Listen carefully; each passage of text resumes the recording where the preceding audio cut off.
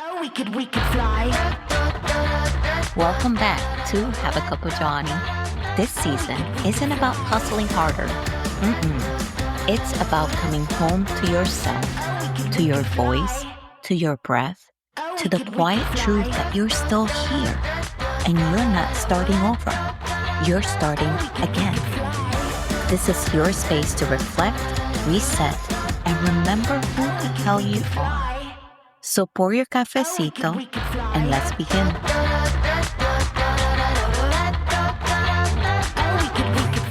There's this story we're told again and again.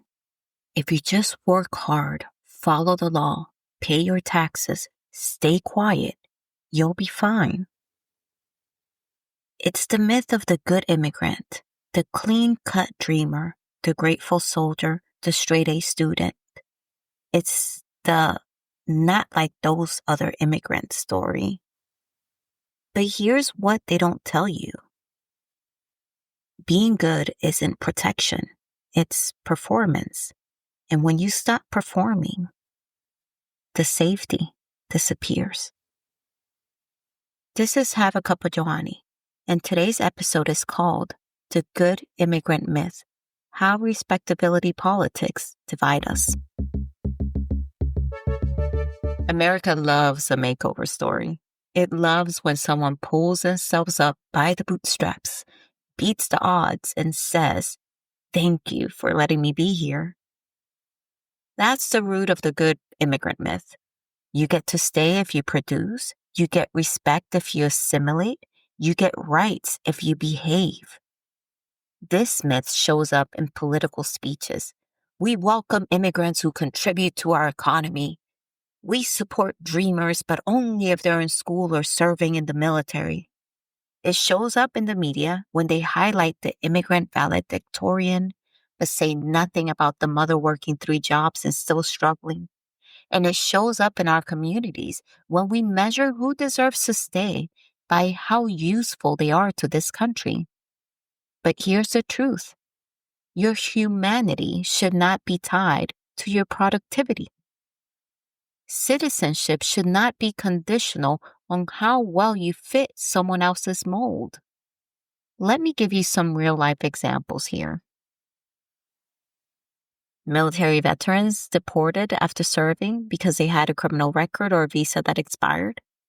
DACA recipients raised here, educated here, working here, still waiting for stability even as their status is used as a bargaining chip. Asylum seekers turned away because they didn't cry enough or because their story didn't sound like a textbook trauma. Let's go in depth into one of these examples. There's a news article dated June 24, 2025 in NPR and was written by Juliana Kim. The title is Purple Heart Army Veterans Self-Deports After Nearly 50 Years in the U.S. The name of that veteran is Sejun Park. Sejun Park served for less than a year and came out of service after being shot in Panama. From that experience, he incurred PTSD. And as we know, PTSD is a crippling condition. And during that time that he was suffering from that, and he still is, but at that time when it began, Park didn't know what was going on. This was before PTSD was a well-known condition and all of that. So he resorted to escapism that is not the healthiest option, and it's also illegal, and that was drug use. So during that time in his life, he was arrested and he couldn't stay clean for quite a while. And because of that, after prison time, Park received a removal order, but was allowed to stay in the U.S. and required annual check-ins with immigration agents. This was typical for individuals that ICE does not consider a priority for deportation, but that changed earlier this month, as the article stated. At a meeting with the local ICE officials in Hawaii, Park said he was warned that he would be detained and deported unless he left voluntarily within the next few weeks.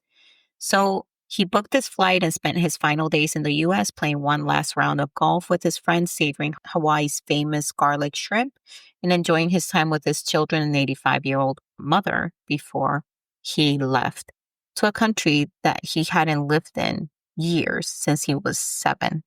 And this is a very real life example, very real life and recent example. And I know people will be, well, he brought it upon himself. He used drugs. So this is all within the legal framework. But just because it's legal doesn't mean it's just. Laws change all the time. Context matters.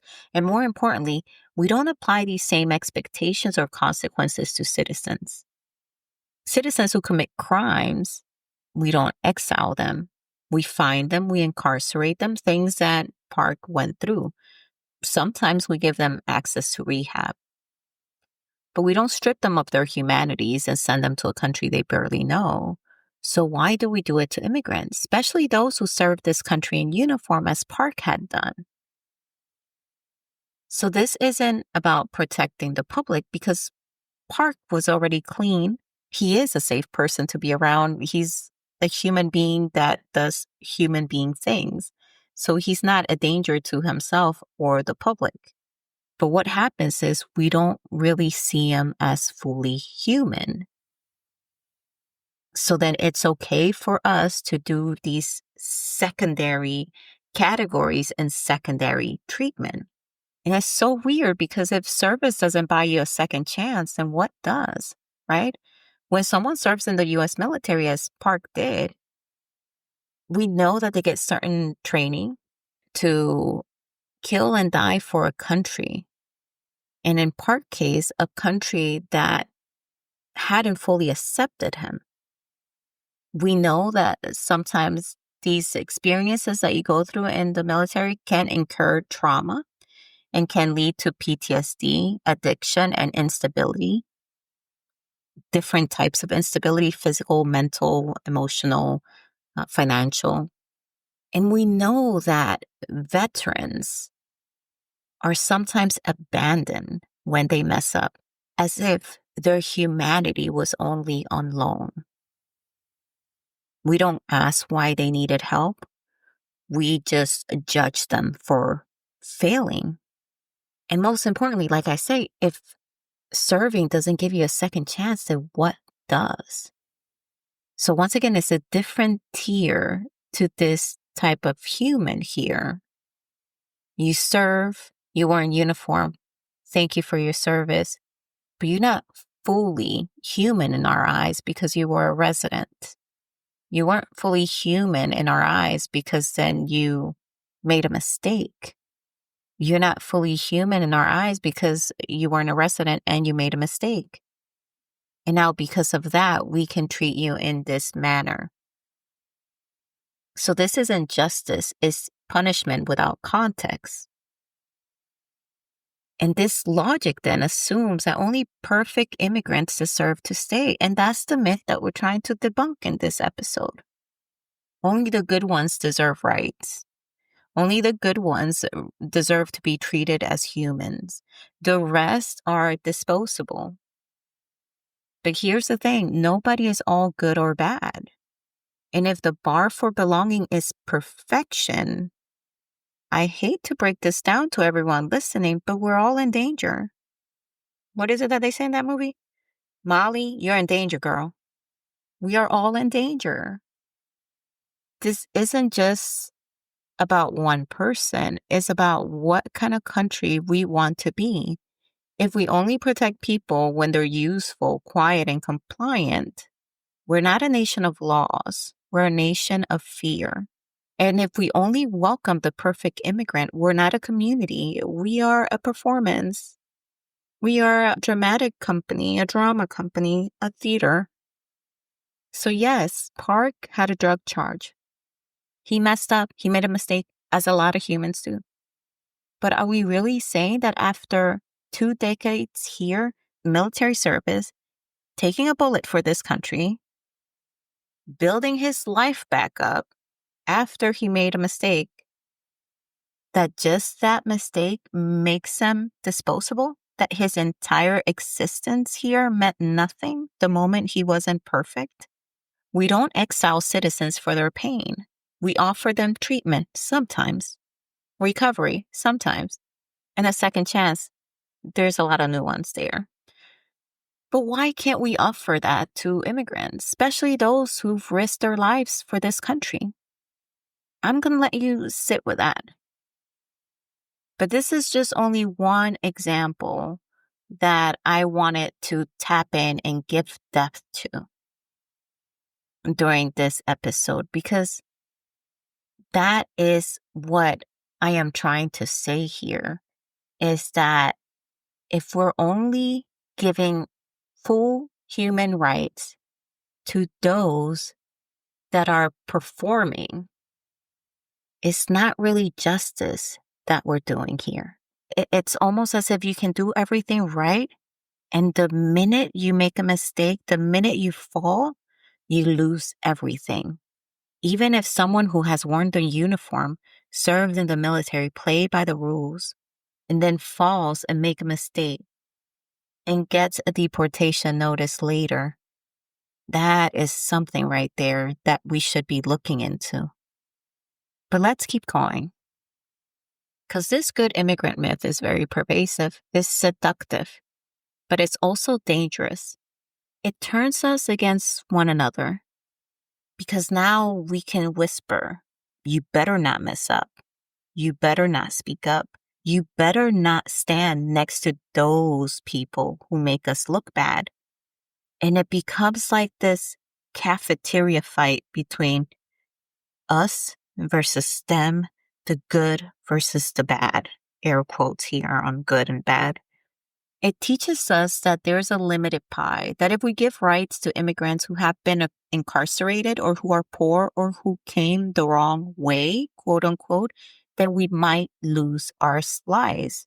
They may see us differently. But here's what that mindset does. It justifies detention and deportation. It silences those who need help the most. It tells kids, you better be perfect or you'll be punished. And I know y'all have heard me talk about letting go of perfectionism and how much I had to unlearn and understand that that came from a trauma in childhood of having to be perfect. And that is no way of living, of having that much stress on one's shoulder. And when it comes to this situation here, immigrants and the performance of having to put on this mask and live with this mask and having to perform every single day, it's like an unpaid actor trying to get a role and never getting it. It convinces even immigrants to support harmful policies. Hey, all those people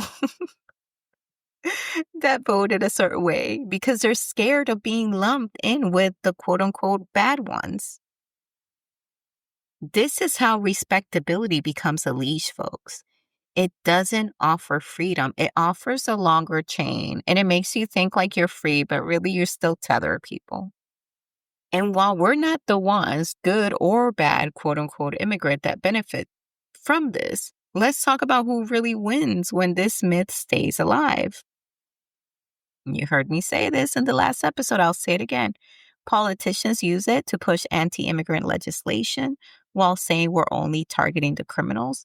And from what I have seen on social media and heard in real life, is that there's a lot of voter remorse, because people are like, well, I thought only the criminals were going to be targeted.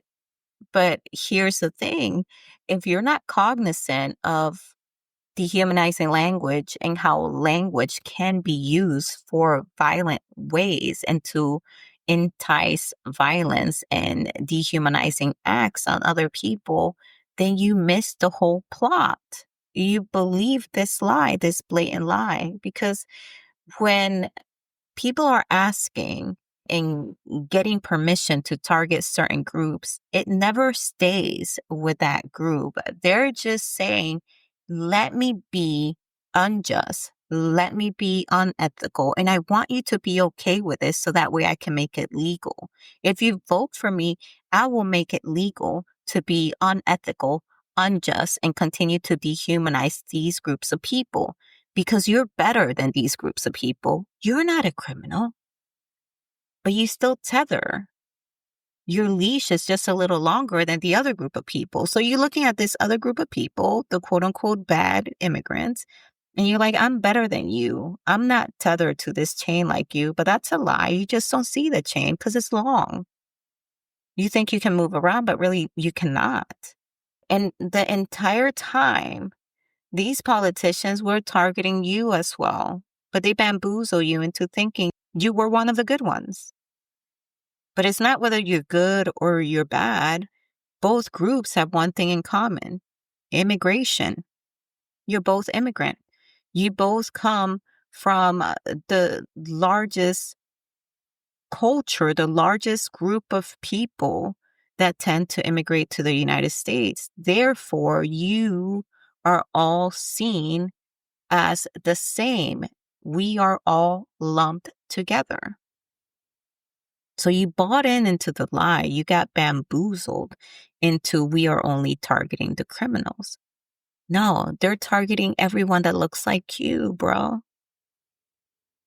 You know, look in the mirror.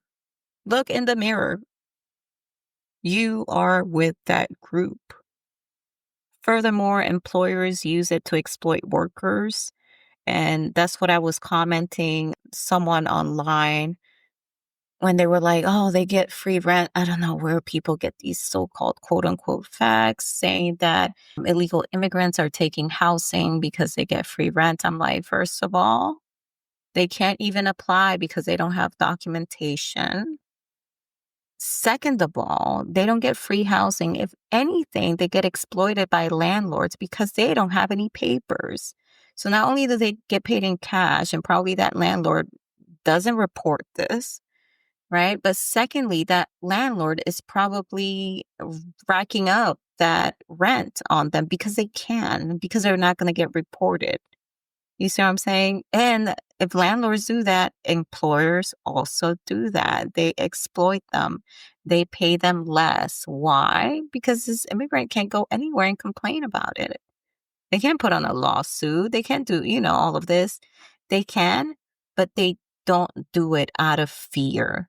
Because this myth right here, the good versus the bad immigrant, is so pervasive that it keeps them silent because they don't want to be that bad immigrant that complains. So then that makes this population vulnerable to exploitation. Employers and landlords know this. They know that they can bank on that silent because they will stay silent. So that way they don't get tagged as a bad immigrant. Media outlets as well highlights exceptional cases. You've seen them. And then people look at them like, see, you need to be like that. They do that because they're easier to digest than messy, complicated truth like Park, like that case I gave you. That's real humanity right there. But we don't want to see it as real humanity. We want to see it as that's a bad immigrant. That immigrant deserves to be deported. And what about those of us who've internalized this myth and we're from the same community? We start looking at each other sideways. We start believing we're better than them. We start defending a system that would turn on us. Hello, the moment we stop being useful. This myth is not about protection. It's about control. So here's what I want to say to you. Whether you're documented or undocumented, citizen or not, squeaky clean or complicated, you don't have to earn your humanity. I hate to break this down to you. You don't. You're a human being, you're a human being, you're a human being. You don't have to earn that. You don't have to be perfect to be saved. You don't have to sacrifice others to be accepted.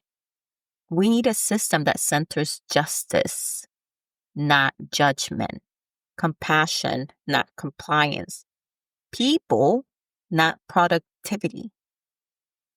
Because the moment we say only the good ones belong, here we go. We're agreeing that someone else should be the one to decide what good is. And history has told us time and time again that they never choose us for long. All right, if this episode resonated with you, here's what you can do. Share it with someone who's ever said, at least the good immigrants can stay. Reflect on where that mindset came from in your own family or community. Support organizations fighting for all immigrants, not just the ones who fit the mold. In the show notes, you'll find resources, data, and more stories of those who've done everything right and were still cast out. Next week will be August. I will have to come back with you because I need to think about that theme. Let's see what pops up, okay? Check me out on my social medias because that's where I'll be talking about this if you want to know what I'll be talking about in August. Nevertheless, stay curious, stay kind, and thank you so much for having this cup with me. I'll see you next Wednesday. Bye. Oh, we could fly. If today's episode spoke to you, share it with somebody who's finding their way back too. And if you haven't yet, visit haveacupofjohnny.com for more stories, blog posts, and the books that started it all. Thank you for being here. Until next time, be soft, be bold, and always have a cup of Johnny.